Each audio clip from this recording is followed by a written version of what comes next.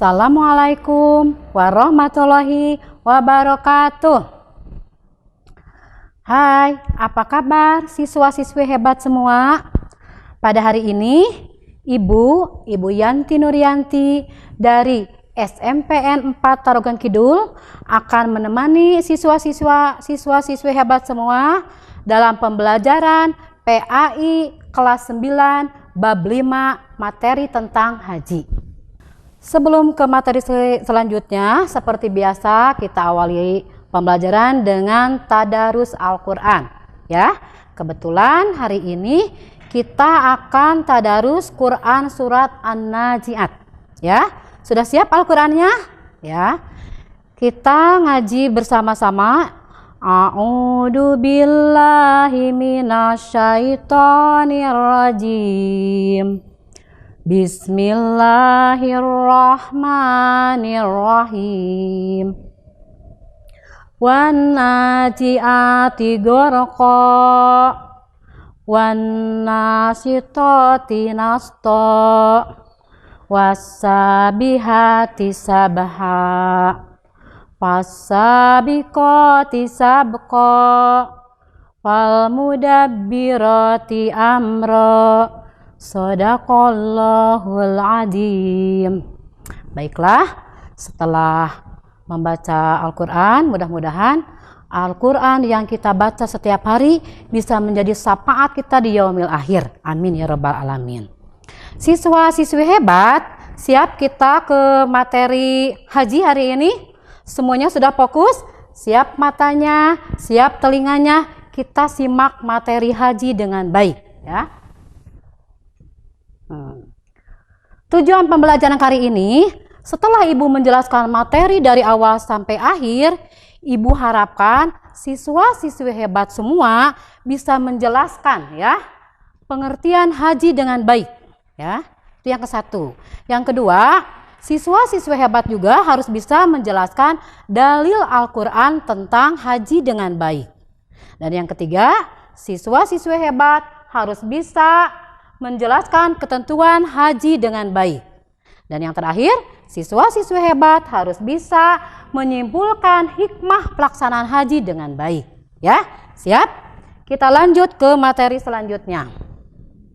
Ya. Pengertian haji. Ya, sebelumnya Ibu mau tanya, ada yang sudah berangkat haji belum di sini?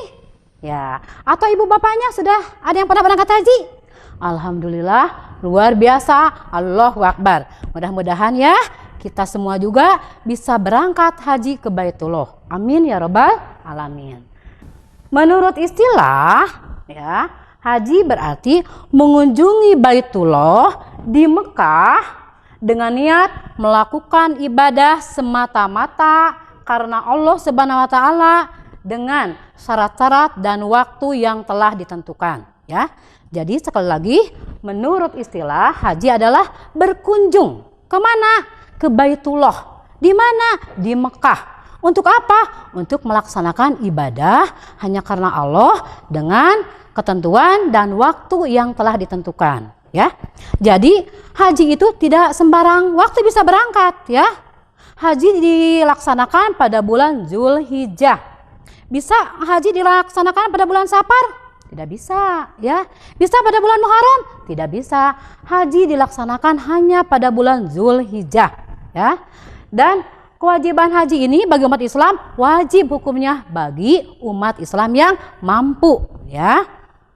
Kebetulan haji ini ada dalam rukun Islam yang keberapa ya? Ya, yang kelima.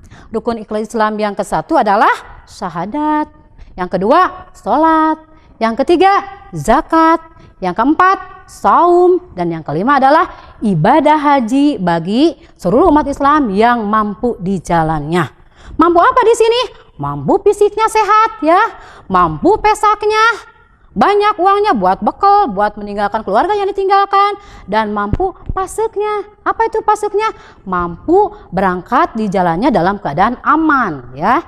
Itu sekilas tentang pengertian haji, ya. Mengerti sampai di sini? Bisa lanjut? Kita lanjut ke materi selanjutnya. Ya, setelah pengertian haji, kita akan bahas tentang dalil Al-Quran tentang perintah berhaji. Ada nih perintahnya dalam Al-Quran. Ya, ternyata perintah untuk melaksanakan ibadah haji ada dalam Quran surat Al-Imran ayat 97. Ya, bunyinya kita baca bersama-sama. A'udzubillahi minasyaitonirrajim. Walillahi 'alan nasi hijjul baiti manis tato'a ilaihi sabila wa man kafara fa innallaha ghaniyun 'anil alamin. Jadi mengerjakan haji itu diperintah oleh Allah kepada seluruh umat manusia, ya, umat Islam yang sanggup mengadakan perjalanannya ke Baitullah, yang mampu di jalannya. Itu Quran surat Al-Imran ayat 97. Nah, itu dalil Al-Qur'annya perintah untuk berhaji. Apakah ada hadisnya yang menjelaskan tentang perintah haji? Nah, ada. Rasulullah SAW bersabda, Al-Islamu antasadu alla ilaha illallah wa anna Muhammadar Rasulullah wa aqimus sholata wa tu'tuz zakata wa tasawma ramadana wa tuhijjul baiti in istata'a ilaihi sabila. Jadi, Islam itu engkau bersaksi bahwa sesungguhnya tiada Tuhan selain Allah dan Nabi Muhammad adalah utusan Allah. Dan engkau mendirikan sholat, engkau mengeluarkan zakat, engkau berpuasa, dan engkau melaksanakan ibadah haji bagi yang mampu di perjalanannya. Hadis riwayat Muslim, ya. Itu tentang dalil Al-Quran beserta hadis tentang perintah untuk melaksanakan ibadah haji, ya. Sampai di sini bisa dimengerti, bisa disimak. Kita lanjut ke materi selanjutnya. Tetap semangat ya. Semangat, fokus, fokus, dan fokus. Kita akan membahas tentang syarat wajib melaksanakan ibadah haji. Ya, tentunya ada syarat-syaratnya untuk ibadah haji. Yang ke-1 harus beragama Islam tentunya, ya.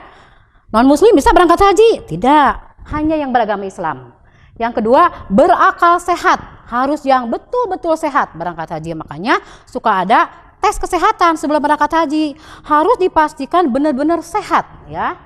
Yang ketiga, baligh, sudah dewasa, sudah bisa menjelaskan mana yang benar dan mana yang salah, ya. Yang keempat adalah mampu atau istitoah. Itu mampu itu apa? Mampu sehat badannya, ya.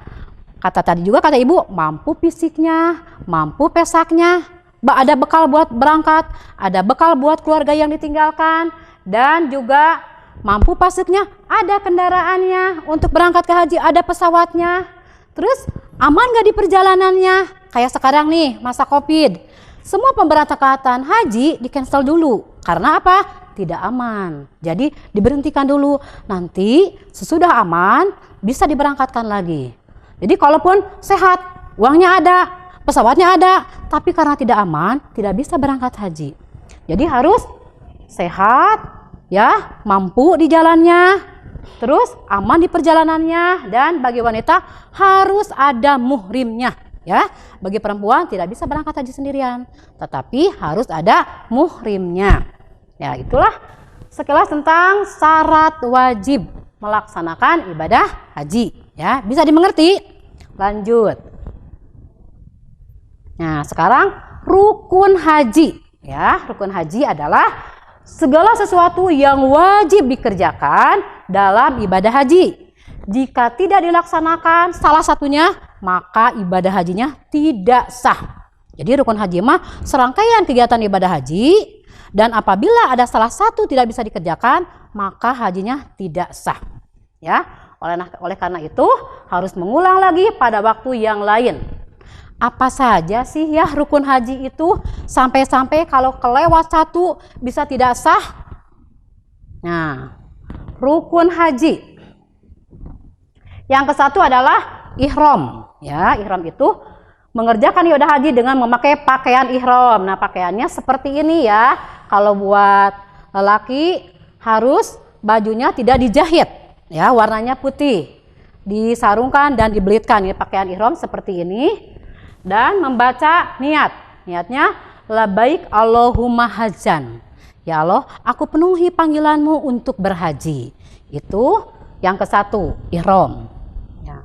Yang kedua adalah wukuf. Apa itu wukuf? Wukuf yaitu berhenti, berdiam diri di padang Arafah dari mulai terbit matahari sampai terbenam matahari pada tanggal 9 Zulhijjah, ya. Itu namanya wukuf, ya. Sekali lagi, wukuf adalah berdiam diri di padang Arafah dari mulai terbit matahari sampai terbenam matahari pada tanggal 9 Zulhijjah, ya. Lanjut, sesudah wukuf adalah tawaf. Apa itu tawaf? Tawaf itu mengelilingi Ka'bah sebanyak 7 putaran, ya. Mengelilingi Ka'bah sebanyak 7 putaran dari Hajar Aswad dengan posisi Ka'bah ada di sebelah kiri, ya, dan kembali lagi ke Hajar Aswad. Ya, jadi tawaf itu mengelilingi Ka'bah sebanyak 7 putaran, ya. Saya mengerti? Lanjut, ya.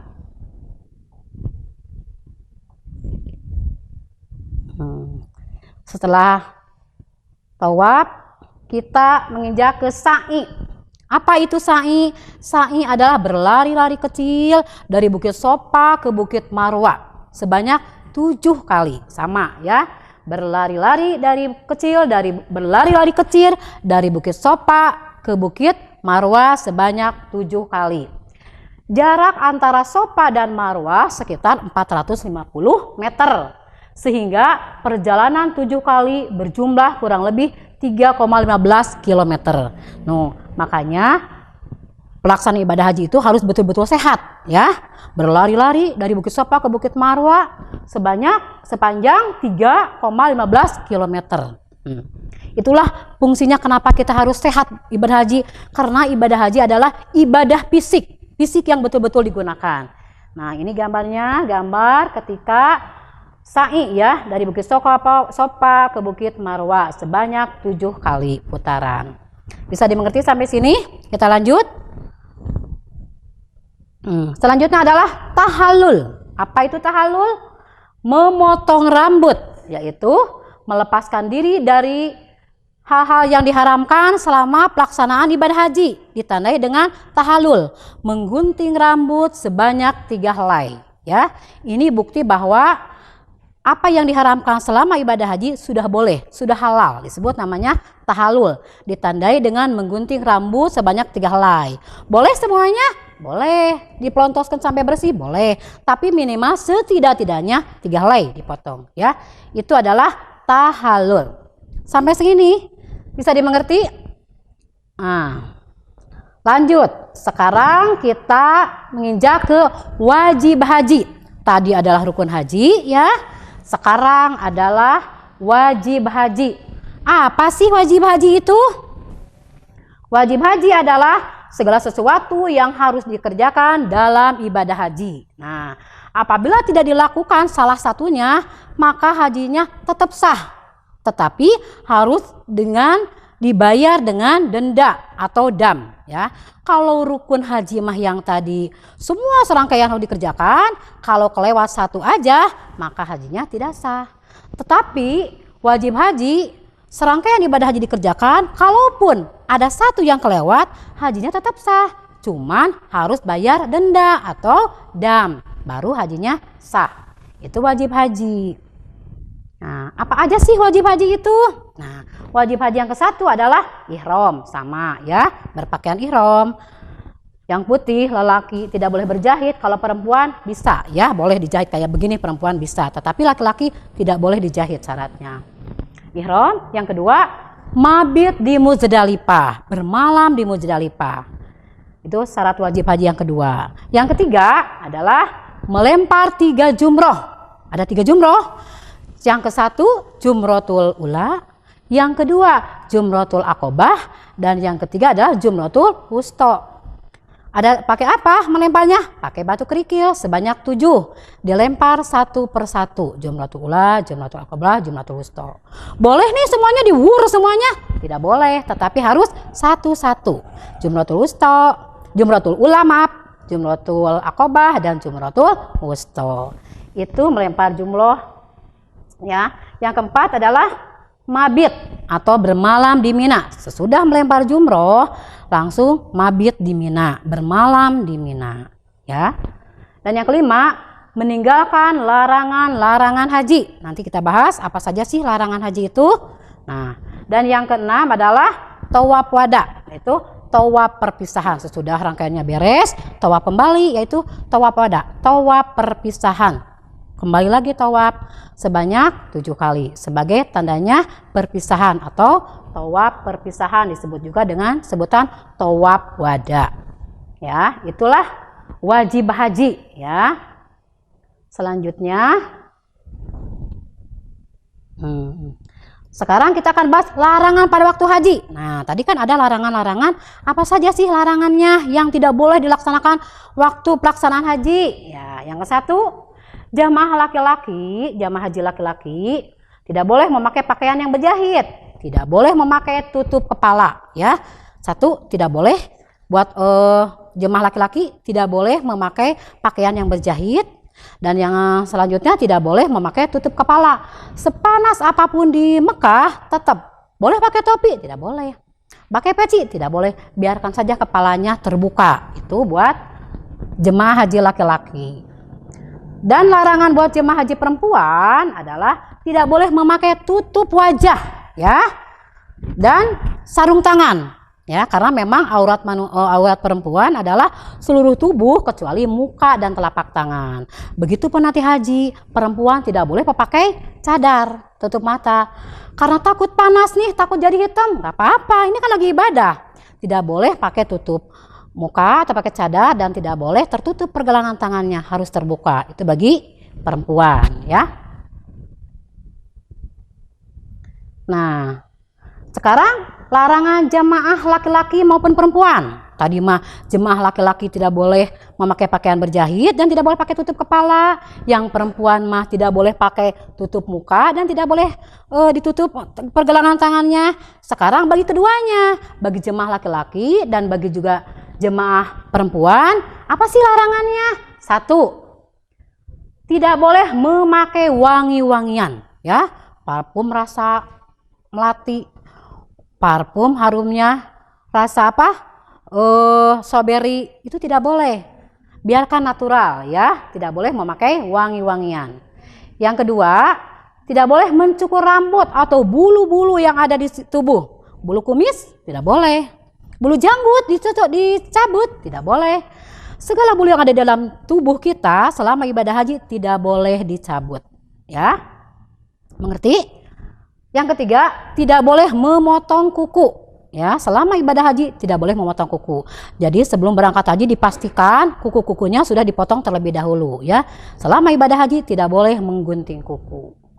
Dan yang keempat adalah tidak boleh menikah. Ya, selama ibadah haji saya mau menikah nih, tidak boleh. Atau menikahkan, tidak boleh. Atau menjadi wali nikah juga tidak boleh selama ibadah haji. Ya. Yang kelima, tidak boleh bersetubuh. Dan yang keenam, tidak boleh berburu atau membunuh binatang liar dan halal dimakan. Tidak boleh membunuh binatang, baik itu binatang yang halal dimakan ataupun yang haram, itu tidak boleh. Ya, itulah larangan jemaah laki-laki dan jemaah perempuan. Selanjutnya sekarang adalah sunnah haji. Ya, sunnah haji. Apa aja sih sunnah haji itu? Sunnah itu apa yang kita kerjakan akan mendapat pahala, dan kalau tidak dikerjakan tidak mendapat apa-apa. Tapi pertanyaannya, apakah kalian mau mendapat pahala atau tidak? Ya, tentunya pengen dong. Makanya sunnah haji ini harus dikerjakan. Apa sih sunnahnya? Yang ke satu adalah membaca talbiyah. Apa bunyinya membaca talbiyah? Labbaik Allahumma labbaik, labbaik la syarika labbaik, innal hamda wa ni'mata lakawal mulk la syarikalah. Nah, itu bunyi talbiyah. Dan yang kedua, sesudah membaca talbiyah disunatkan untuk berdoa setelah membaca talbiyah. Disunatkan untuk berdoa sesudah membaca talbiyah. Dan yang ketiga, berzikir setelah tawaf, ya, berzikir setelah tawaf disunatkan untuk berdoa. Dan yang keempat, masuk ke Ka'bah, ya. Dan yang kelima adalah melaksanakan haji ifrad. Rupanya penjelasan dari Ibu dicukupkan sekian. Mudah-mudahan apa yang Ibu sampaikan dari awal sampai akhir bisa disimak dengan baik, bisa mengerti, ya. Tetap semangat untuk belajar, ya. Kita ketemu lagi dalam minggu depan dengan materi tentang umroh. Ya, mohon maaf apabila ada salah-salah kata. Wabillahi taufiq wal hidayah. Wassalamualaikum warahmatullahi wabarakatuh. Tetap semangat, jaga jarak dan pakai masker. Jangan lupa cuci tangan. Assalamualaikum warahmatullahi wabarakatuh.